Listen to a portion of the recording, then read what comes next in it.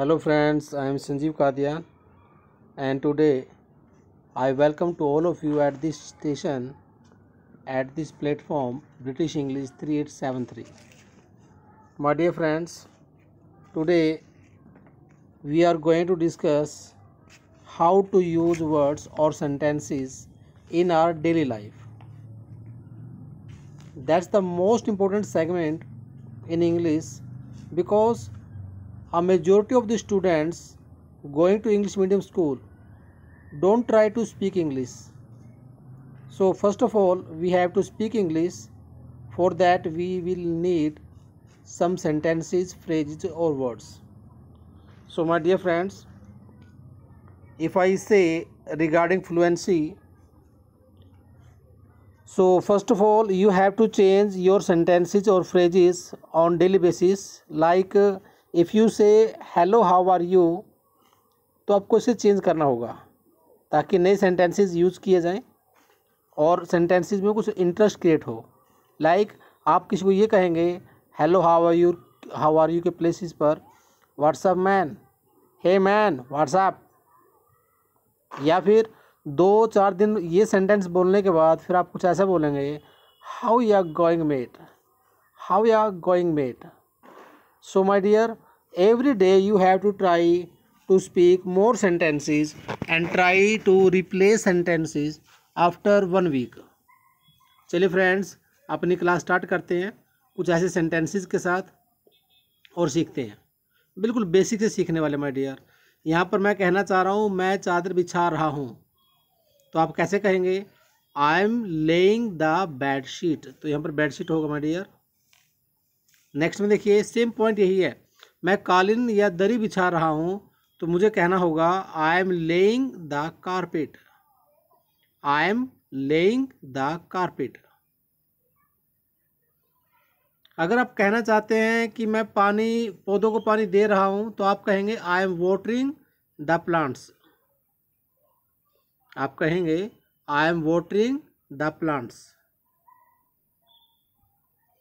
क्योंकि water as a noun हम use करते हैं तो उसी वाटर को एज ए वर्ब यूज़ किया गया है, I am watering the plants. और एक बच्चा है तो उस बच्चे को कोशिश करनी है उस सेंटेंस को मोर देन 2 टाइम्स उस सेंटेंस को रिपीट किया जाए, क्योंकि जैसे बच्चा उसको यूज़ करेगा तो उसका जो थ्रोट है, उसका गला है, वो कहीं ना कहीं उस बात को पकड़ेगा कि हाँ इसको इंग्लिश बोलनी है, इसको इंग्लिश का यूज़ करना है। तो बच्चा ऑटोमेटिकली एक दिन उस सेंटेंस को यूज़ करेगा बिना ये सोचे कि उसकी हिंदी या इंग्लिश क्या बनती है। तो हम क्या कहेंगे I am watering the plants. Next, मैं पौधों पर पानी छिड़क रहा हूँ तो आप कहेंगे I am sprinkling water on the plants, I am sprinkling water on the plants, I am sprinkling water on the plants. मैं अपने बालों पर पानी छिड़क रहा हूँ, I M sprinkling water on the hair, I am sprinkling water on the hair. Next देखिए,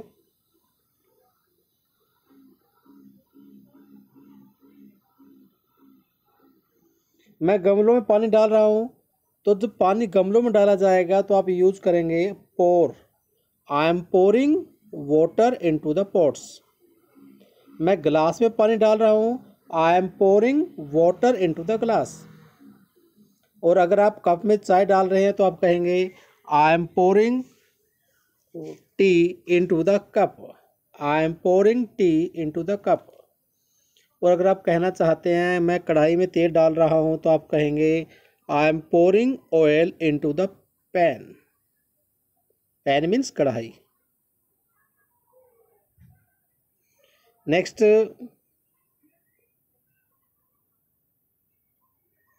मैं माफ़ी मांग रहा हूँ। अगर आपको माफ़ी मांगनी है तो आप कहेंगे आई एम अपोलोजाइजिंग या आई एम सॉरी। सिर्फ सॉरी नहीं बोलना, पूरा सेंटेंस बोलना है। आई एम सॉरी या आई एम सेइंग सॉरी या फिर आई एम अपोलोजाइजिंग। मैं कुंडी लगा रहा हूँ, I M bolting the door. मैं बचा हुआ खाना फ्रिज में रख रहा हूँ, आई एम पुटिंग, रखने क्या होती है इंग्लिश में put, I am putting the left over food on in the fridge. तो याद रखना बचा हुआ खाने की इंग्लिश क्या रहेगी, left over. I am putting the left over food in the fridge.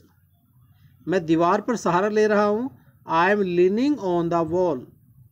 या आप ये भी कह सकते हैं I am leaning against the wall. समझ में आ रहा है फ्रेंड्स? बस यूज़ कीजिएगा तब आपको लगे कि हाँ इंग्लिश का बेनिफिट है। हालांकि ये सेंटेंसेस आप सभी जानते हैं, तो ये कहीं ना कहीं डिफरेंस है, जानने के बाद भी हम यूज नहीं करते। तो मैं कहना चाह रहा हूँ you have to focus on the utilization of words sentences in your daily life. तो please from this day promise yourself you will start speaking at every person on the daily basis. Okay, next, shirt के button लगा रहा हूँ। It means मैं shirt के button लगा रहा हूँ। तो मुझे कहना होगा I am buttoning up the shirt. I am buttoning up the shirt. और मैं अगर धूल हटा रहा हूँ तो मुझे कहना होगा आई एम डस्टिंग। झाड़ू लगा रहा हूँ आई एम ब्रूमिंग। पोछा लगा रहा हूँ आई एम मोपिंग। और कंघी कर रहा हूँ I am combing my hair.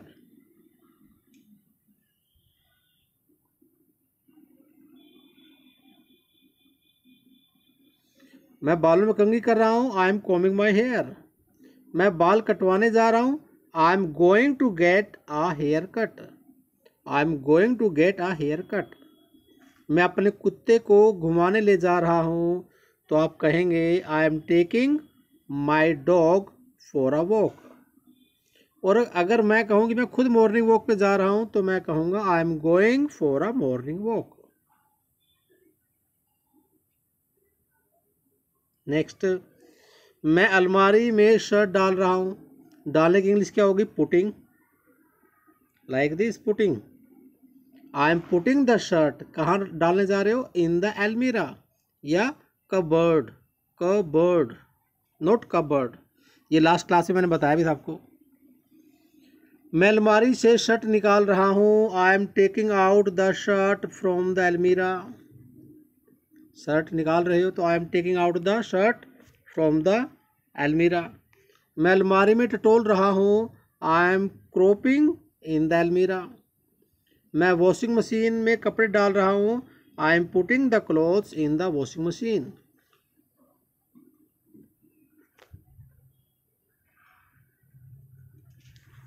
Next देखिएगा। अब बिफोर दिस आपको थोड़ा ये समझना है कि इंग्लिश में हमें ये कहा जाता है कि किसी वर्ड का मीनिंग याद कर लीजिए। देखिए इंग्लिश कहना चाहती है कि कहीं ना कहीं वर्ड का मीनिंग याद करने का मीनिंग होगा कि आपने सिर्फ 1% सीखने की कोशिश की। लेकिन इंग्लिश सिखाना चाहती है उस वर्ड को अलग अलग सेंस में यूज़ करना। लाइक दिस, यहाँ पर देखिए मैंने यूज़ किया है मेड सच अ फस। इसका मतलब है शोर शराबा करना, गुस्सा करना। तो आप इसका यूज़ कैसे करेंगे, शी मेड सच अ फस। उसने बहुत गुस्सा किया। When Sanjeev spilled a drop of wine on her blouse. जब संजीव ने उसके ब्लाउज पर वाइन की ड्रॉप डाल दी। तो आप क्या कहेंगे उसको, मेड सच अ फस का मतलब है शोर शराबा करना, गुस्सा करना, एंग्री होना। सेम नेक्स्ट पॉइंट देखो लिखा हुआ है फस अबाउट नथिंग। इट मीन्स बिना किसी मुद्दे के शोर शराबा होना, है कुछ भी नहीं था। तो आप कहेंगे इट्स ऑल अ फस अबाउट नथिंग, यानी कि कोई मुद्दा नहीं था, सिर्फ वैसे ही शोर शराबा था। या कहा जाए खोदा पहाड़ निकली चूहिया।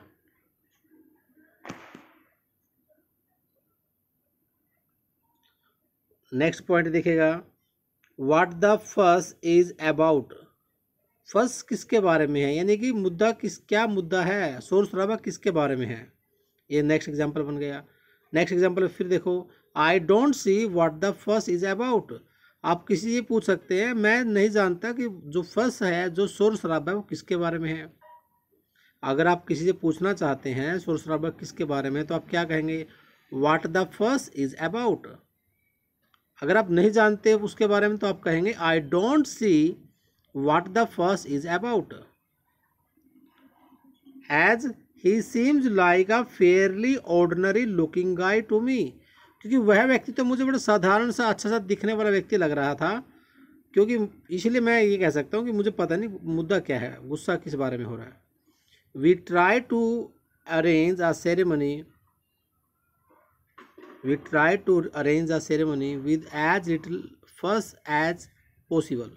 यहाँ पर पॉसिबल रहेगा, तो ये कहना चाहता है कि हमने कम से कम शोर शराबा किए, सेरेमनी को अरेंज करने की कोशिश की। तो ये सेंटेंसेस यूज़ करने हैं ऐसे ही। अगर आपने कोई काम किया बिना शोर शराबे के तो आप कहेंगे we try to arrange a ceremony. यहाँ पर सेरेमनी को चेंज कर सकते हो जैसा कोई टास्क रहेगा, विद एज लिटल फस एज पॉसिबल। तो सिर्फ इंग्लिश टू हिंदी नहीं समझना, थोड़ा एडवांस भी समझने की कोशिश करनी है कि इंग्लिश को आपने कवर करना है तो कैसे करना है। सिर्फ एक वर्ड का मीनिंग सीखने से सिर्फ 1% सीखोगे, लेकिन सेंटेंस का यूज़ कैसे होगा ये आपको सिखाएगा इंग्लिश 100%। नेक्स्ट देखिएगा, उसी फर्स्ट को लेकर यहाँ पर यूज़ हुआ है। कई बार आपने नोटिस किया होगा, लड़की है या कोई पर्सन है वो बालों में हाथ घुमा रहा है, या किसी शॉल को, चुन्नी को लेडी हाथ में लेकर उसको घुमाई जा रही है, तो इसका मतलब है गिव अटेंशन टू। इसका मतलब है गिव अटेंशन टू। अगर फर्स्ट का यूज एज ए वर्ब किया गया है तो उसका मतलब है किसी चीज़ को ज़्यादा ध्यान देना। To give too much attention to small matters, इन छोटी सी बात को ज़्यादा ध्यान देना। दैट आर नॉट इम्पोर्टेंट, जो इम्पोर्टेंट नहीं है। Usually in a way that shows that, जिसके अंदर ये दिखाया जाता है कि शायद मुद्दा कुछ बड़ा है। फॉर एग्जाम्पल आप ये कहेंगे you are worried and not relaxed. Worried हो आप तो रिलैक्स नहीं हो, सो प्लीज़ स्टॉप फसिंग, यानी कि ज़्यादा ध्यान देना बंद कर दीजिए। द फूड्स कुकिंग, खाना पक रहा है, and there is nothing more to do, कुछ और नहीं करना, अनटिल द गेस्ट्स अराइव, जब तक गेस्ट नहीं आते हैं। तो चिंता करना बंद कर दीजिए। तो फर्स्ट विद का मतलब रहेगा it irritates me with, it irritates me the way, देखिए यहाँ पर it irritates me the way she is always fussing with her hair, यानी कि ये बात मुझे बड़ा इरिटेट करती है जब वो लड़की अपने बालों के साथ ऐसे बालों को ज़्यादा ध्यान दे रही होती है, ऐसे फिंगर वगैरह घुमा रही है ना, तो उसे हम कहेंगे फसिंग। यानी कि ये वो वह लड़की अपने बालों को ज़्यादा ध्यान दे रही है, या फिर वह लड़की अपने बालों के बारे में ज़्यादा केयर कर रही है, तो इससे ये बात मुझे इरिटेट करती है। मैसअप का मतलब होता है बिगाड़ना, डिसऑर्डर इसको आप बोल सकते हैं।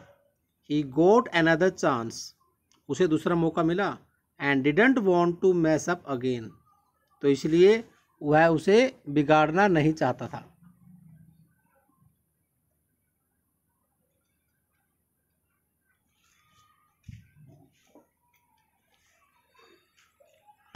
तो आप यहाँ पर क्या कहने वाले हैं, डोंट मैसअप माई हेयर, मेरे बालों को डिसऑर्डर मत कीजिए, मैसअप मत कीजिए। आई जस्ट कॉम्ड इट, मैंने अभी अभी कॉम किया है। That will mess up the whole analysis, वह तो सारे एनालिसिस को बिगाड़ देगा, ये इसका मीनिंग हो जाएगा थर्ड का।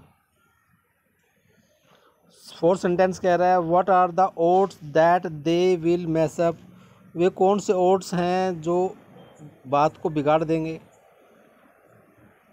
और he didn't want to mess up the situation, वह सिचुएशन को मैसअप करना, बिगाड़ना नहीं चाहता था। तो इस टाइप से इन सेंटेंसेस का यूज़ करना है, मैसअप का यूज़ करना है। तो इस टाइप से ये मैसअप वर्ड, ये सेंटेंसेस आपको हर एग्ज़ाम के लिए भी आपके इम्पोर्टेंट है, हर एग्ज़ाम के अंदर भी आपको बेनिफिट देंगे। फॉर एग्जाम्पल बिल्कुल सिंपली हम यहाँ पर ये कह सकते हैं मैस को लेकर, oh my god what a mess. What a mess means, आप बोलते हैं ना मैस, उस एक मैस का मतलब होता है कि एक जो आपका मैस होता है उसके बारे में यूज़ किया गया है। दूसरा, our house is a mess, it means हमारा हाउस क्या है, डिसऑर्डर है। क्या हाउस कितना मैस है, कितना डिसऑर्डर है। Who is responsible for this terrible mess, इस टेरिबल मैस के लिए कौन जिम्मेवार है। My hairs are real mess, it means मेरे जो बाल हैं वो बिल्कुल पूरी तरह से डिसऑर्डर हैं। Your room is in a mess, तुम्हारा रूम बिल्कुल मैस में है, डिसऑर्डर में है। तो प्लीज़ टाइडी इट, प्लीज़ इसे साफ़ करें। टाइडी का मीनिंग हो जाएगा साफ़ करना। नेक्स्ट है mess up, to make something dirty. Mess up का मीनिंग क्या है, किसी चीज़ को डर्टी करना। तो आप कहेंगे I don't want you मैसिंग up my nice clean kitchen, मैं अपने सुंदर क्लीन किचन को मैसअप करने नहीं चाहूँगी, मैं नहीं चाहूँगी कि आप इसको, मेरे किचन को गंदा करें। Who messed up the book shelf, book shelf को डिसऑर्डर किसने किया। या फिर the wind had messed up my hair, हवा ने मेरे बालों को बिगाड़ दिया। या फिर next third sentence, they had come along and messed up her arrangement, वे आए और उन्होंने मेरा उसका अरेंजमेंट बिगाड़ दिया। I have only tidied this room, मैंने अभी रूम को साफ़ किया। And you have messed it up already, और तुम इसे पहले ही मैसअप कर चुके हो। और लास्ट सेंटेंस है, who has messed up my sewing box, मेरे स्यूइंग बॉक्स को मैसअप किसने किया। तो माय डियर, इस टाइप से आपको सेंटेंसेस को यूज़ करना है। आगे हम क्लासेस में डिस्कस करेंगे मैसअप का यूज़ कैसे कैसे किया जाएगा। हम सिर्फ ये नहीं सीखेंगे कि एक वर्ड का मीनिंग क्या है, ये देखो सारे वर्ड्स सेंटेंसेस आपके सामने हैं, ये सारा कंटेंट्स हम नेक्स्ट क्लास में डिस्कस करेंगे। तो I hope my dear friends आप वीडियो को देख रहे हैं, सब्सक्राइब कर रहे हैं, और अगर सब्सक्राइब नहीं किया तो प्लीज़ सब्सक्राइब कीजिए। Thank you.